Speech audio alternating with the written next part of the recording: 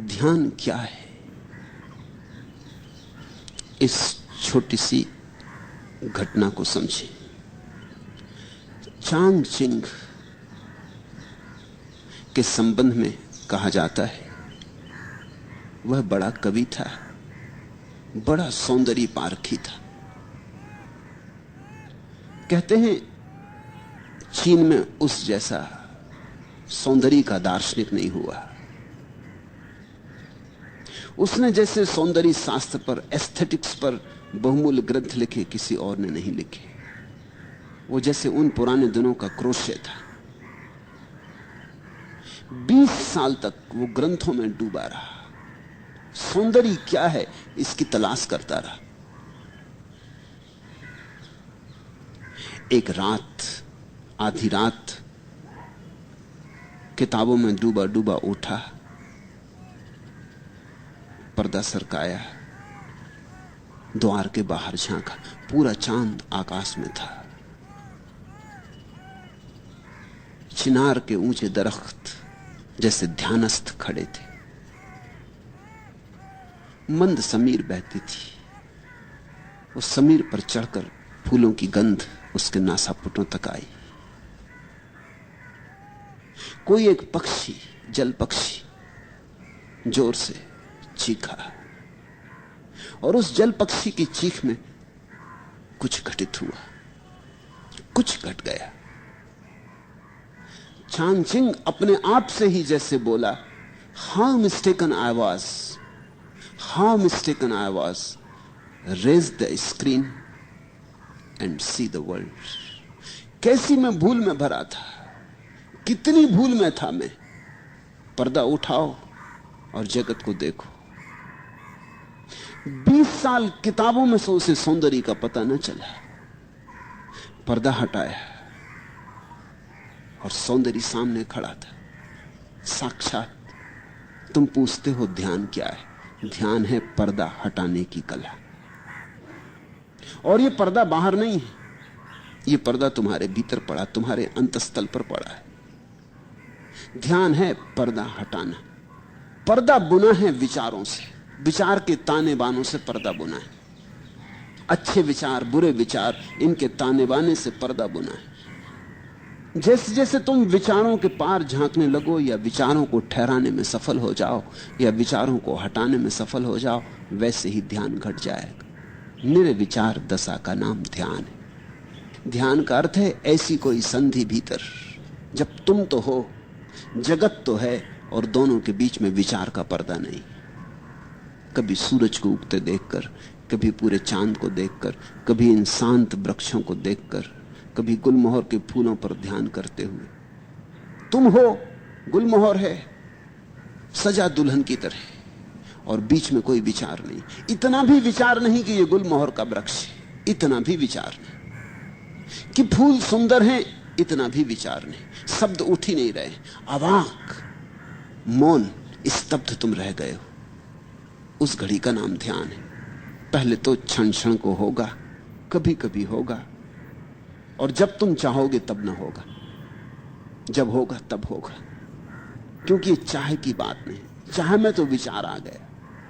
ये तो कभी कभी होगा। इसलिए ध्यान के संबंध में एक बात ख्याल से पकड़ लेना, खूब गहरे पकड़ लेना, ये तुम्हारी चाहत से नहीं होता है। ये इतनी बड़ी बात है कि तुम्हारी चाहत से नहीं होती, ये तो कभी कभी अनायास किसी शांत क्षण में हो जाती। तो हम करें क्या? ध्यान के लिए हम करें क्या? यही शायद तुमने पूछना चाहा कि ध्यान क्या है, कैसे करें। ध्यान के लिए हम इतना ही कर सकते हैं कि अपने को शिथिल करें, दौड़ धाप से थोड़ी देर के लिए रुक जाएं, घड़ी भर को 24 घंटे में सब आपाधापी छोड़ दें। लेके तकिया निकल गए, लेट गए लान पर, टिक गए वृक्ष के साथ, आंखें बंद कर ली, पहुंच गए नदी तट पर, लेट गए रेत में, सुनने लगे नदी की कलकल। मंदिर मस्जिद जाने को मैं कह ही नहीं रहा हूं, क्योंकि पत्थरों में कहां ध्यान। तुम जीवंत प्रकृति को खोजो। इसलिए बुद्ध ने अपने शिष्यों को कहा, जंगल चले जाओ, वहां प्रकृति नाचती चारों तरफ। 24 घंटे वहां रहोगे, कितनी देर तक बचोगे? कभी ना कभी तुम्हारे बावजूद किसी क्षण में अनायास प्रकृति तुम्हें पकड़ लेगी। एक क्षण को संस्पर्श हो जाए, एक क्षण को द्वार खुल जाए, एक क्षण को पर्दा हट जाए, तो ध्यान का पहला अनुभव हुआ। और पहले अनुभव के बाद फिर अनुभव आसान हो जाते। आसान इसलिए हो जाते कि तब तुम्हें एक बात समझ में आ जाती कि सीधे सीधे ध्यान को पाने का कोई उपाय नहीं, परोक्ष मार्ग है। तुम शिथिल रहो, आहिस्ता से चलो, आपाधापी छोड़ो। 1 घंटे के लिए कम से कम 24 घंटे में लीन हो जाओ प्रकृति में। संगीत सुनो कि पक्षियों के गीत सुनो। कुछ न हो करने को आंख बंद कर लो, अपनी सांस सुनो। बुद्ध ने तो इस पर बहुत जोर दिया, अपनी सांस को ही देखते रहो, आई गई आई गई। इसकी माला बना लो, इससे बेहतर कोई माला नहीं। हाथ में माला लेके फेरोगे वो तो बहुत जड़ माला है। यहां जीवित श्वास चल रही, श्वास की माला फेरी जा रही। श्वास भीतर आई बाहर गई, श्वास भीतर आई बाहर गई। ये जो भीतर चक्र चल रहा है मंडल श्वास का, इसको ही देखते रहो शांत मौन से। इस पर ही टकटकी बांधे रहो और तुम हैरान हो जाओ, किसी बहुमूल्य मुहूर्त में कभी ताल बैठ जाता है, अचानक सब एक हो जाता है। तुम मिट गए, संसार मिट गया। पहले पहले तो क्षण भर को ऐसी झलकें आएंगी, खो जाएंगी। जब खो जाएं तो फिर उनकी तीव्रता से आकांक्षा मत करना, अन्यथा वे कभी ना आएंगी। जब खो जाएं तो कहना ठीक, अब जब फिर दोबारा आएंगी फिर भोगेंगे। मगर उनके आने के लिए द्वार दरवाजे खुले रखना। ऐसा ही समझो कि सूरज बाहर निकला है, तुम अपने कमरे में दरवाजा बंद किए बैठे हो, रोशनी भीतर नहीं आती। अब सूरज को कोई गट्ठर में बांध के भीतर लाने का उपाय भी तो नहीं।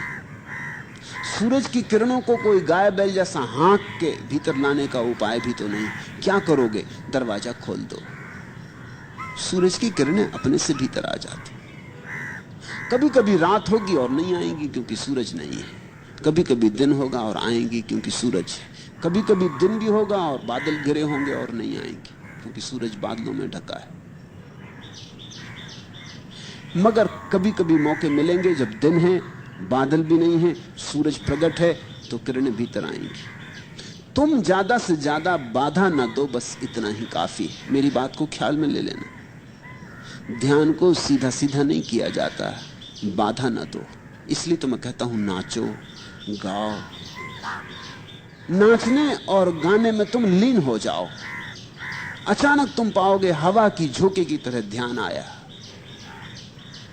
तुम्हें नहा गया, तुम्हारा रोआ रोआ पुलकित कर गया, ताजा कर गया। धीरे धीरे तुम समझने लगोगे इस कला को।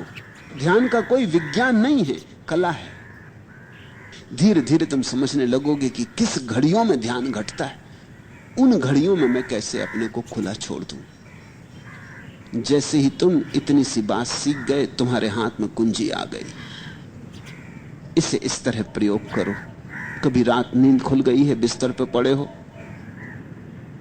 अनिद्रा के लिए परेशान मत हो। इस मौके को मत खो। ये शुभ घड़ी, सारा जगत सोया, पत्नी बच्चे सब सोए, तुम्हें मौका मिल गया। बैठ जाओ अपने बिस्तर में, रात के सन्नाटे को सुनो। ये बोलते हुए झींगर, ये रात की चुप्पी, ये सारा जगत सोया हुआ, सारा कोलाहल बंद। जरा सुन लो ऐसे शांति से। ये शांति तुम्हारे भीतर भी शांति को झंकारेगी। ये बाहर गूंजती हुई शांति तुम्हारे भीतर हृदय में भी गूंज पैदा करेगी, प्रतिध्वनि पैदा करेगी। जब सारा घर और सारी दुनिया सोई हो तो आधी रात चुपचाप अपने बिस्तर में बैठ जाने से ज्यादा शुभ घड़ी ध्यान के लिए खोजनी कठिन है। लेकिन मैं ये नहीं कह रहा हूं कि तुम आधी रात अलार्म भर के बैठ जाओ। कभी नहीं तो धोखा हो जाएगा। तुमने अगर इसको कोई नियम बना लिया कि अलार्म भर के 2 बजे रात उठ के बैठ जाएंगे, फिर सब गड़बड़ हो जाएगी। ध्यान तुम्हारे खींचे खींचे नहीं आता। ध्यान इतनी नाजुक बात है, तुम बुलाते हो तो संकोच से भर जाता, आते ही नहीं। बड़ी नाजुक दुल्हन है ध्यान। तुम जोर जबरदस्ती मत करना, नहीं तो बलात्कार हो जाए। बहुत धीरे धीरे फुसलाना पड़ता है। फुसलाने शब्द को याद रखना, ध्यान को फुसलाना पड़ता है। फिर 24 घंटे में कभी भी हो सकता है, लेकिन ख्याल यही रखना कि फुसलाना है, आयोजन नहीं करना। नहीं तो लोग हैं कि रोज 5 बजे उठाए और बैठ गए ध्यान करने, जड़ की तरह, यंत्रवत, मशीन की तरह। नहीं, ऐसा ध्यान नहीं होता। हां, तुम ख्याल रखो, थोड़ा अपने हृदय का भी भाव रखो कि जब तुम्हारा हृदय बहता हो तब चूकना मत। तब 1000 काम हो तो छोड़ के एकांत में बैठ जाना। अपने स्नान गृह में भी बैठ गए जाके तो चलेगा, लेकिन जब तुम्हें लगे कि हां अभी भीतर घड़ी आती मालूम पड़ती, विचार कुछ कम है, तनाव कुछ कम है, मन कुछ प्रफुल्लित है, आनंदित है, ये घड़ी है। लोग अक्सर उल्टा करते, जब उनका मन दुखी होता तब ध्यान करते। लोग दुख में भगवान को याद करते। ये तो जब उल्टी हवा बह रही तब बहुत कठिन हो जाएगा सुख में याद करना। इसलिए मेरे सूत्र अनूठे हैं। मैं तुमसे कहता हूं, जब तुम्हारा मन बड़ा सुखी मालूम पड़े, कोई मित्र घर आया है, बहुत दिनों बाद मिले, गले लगे, गपशप हुई, मन ताजा है, हल्का है, खूब प्रसन्न हो तुम, इस मौके को छोड़ना मत।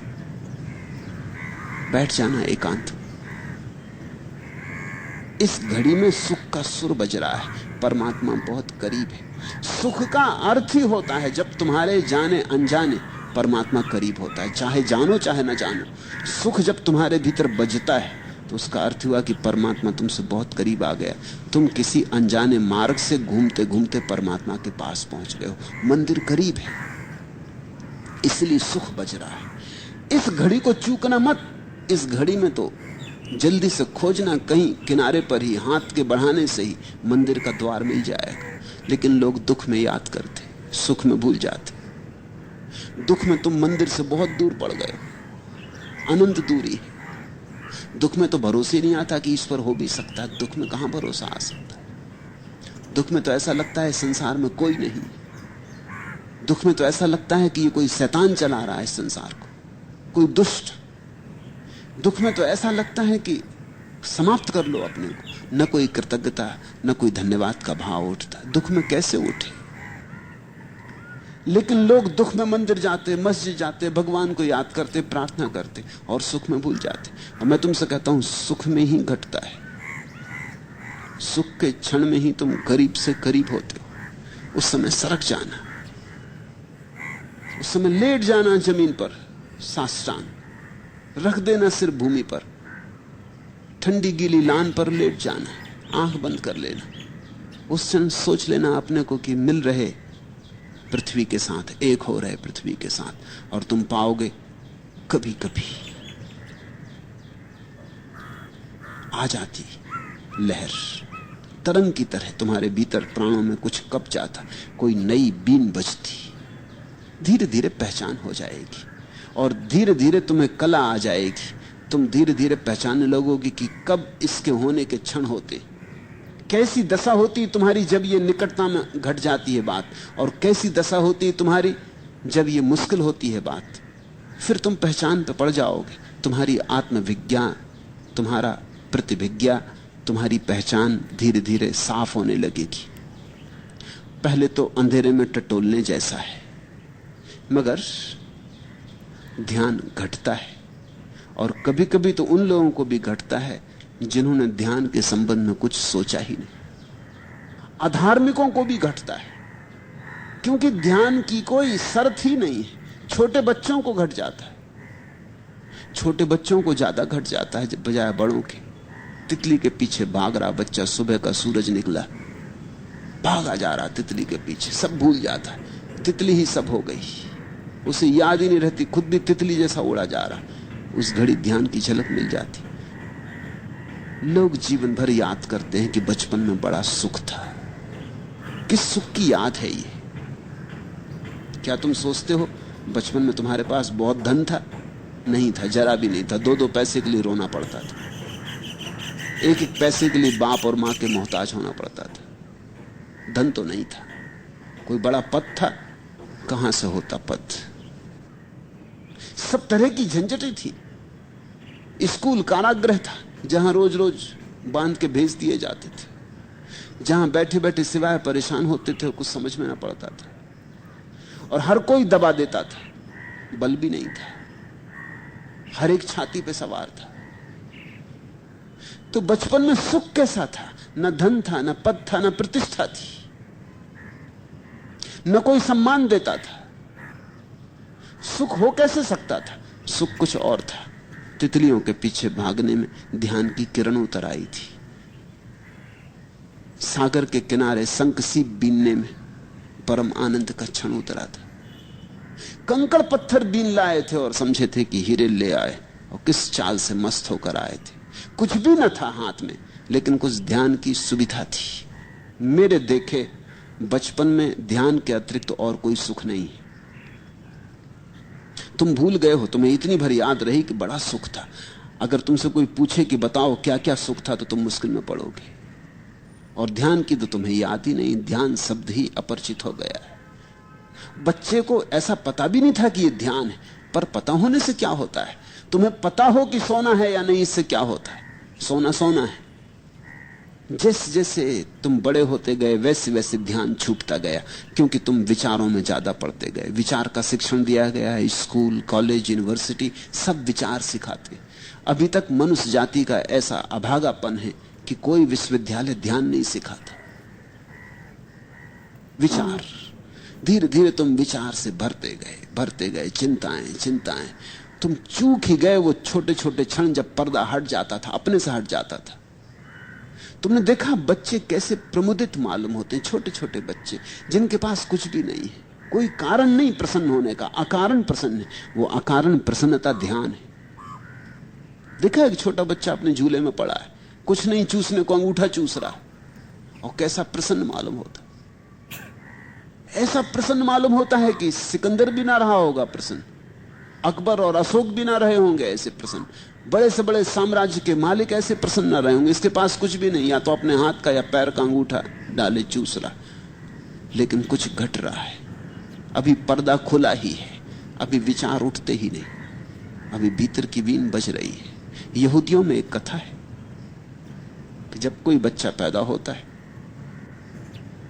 तो देवता आते और उस बच्चे के सिर पे हाथ फेरते, ताकि वो भूल जाए उस सुख को, जो सुख परमात्मा के घर उसने जाना था। नहीं तो जिंदगी बड़ी कठिन हो जाएगी। दयावश ऐसा करते हैं, नहीं तो जिंदगी बड़ी कठिन हो जाएगी। अगर वो सुख याद रहे तो बड़ी कठिन हो जाएगी तुलना में। तुम फिर कुछ भी करो व्यर्थ मालूम पड़ेगा। धन कमाओ, पद कमाओ, सुंदर से सुंदर पत्नी और पति ले आओ, अच्छे से अच्छे बच्चे हो, बड़ा मकान हो, कार हो, कुछ भी सान न मालूम पड़ेगा अगर वो सुख याद रहे। तो यहूदी कथा कहती है कि एक देवता उतरता करुणावश और हर बच्चे के माथे पे सिर हाथ फेर देता। उस हाथ के फेरते ही पर्दा बंद हो जाता, उसे भूल जाता परमात्मा, सुख भूल गया। फिर ये जीवन के दुखों में ही सोचने लगता है सुख होगा। उस पर्दे से खोलना है जो देवताओं ने बंद कर दिया। मुझे तो नहीं लगता कि कोई देवता बंद करते, देवता ऐसी मूर्खता नहीं कर सकते, लेकिन समाज बंद कर देता है। शायद कहानी उसी की सूचना दे रही। माँ बाप, परिवार, समाज, स्कूल बंद कर देते हैं, पर्दे को डाल देते हैं। ऐसा डाल देते हैं कि तुम भूल ही जाते हो कि यहां द्वार है, तुम समझने लगते दीवार है। ध्यान का अर्थ है इस पर्दे को हटाना,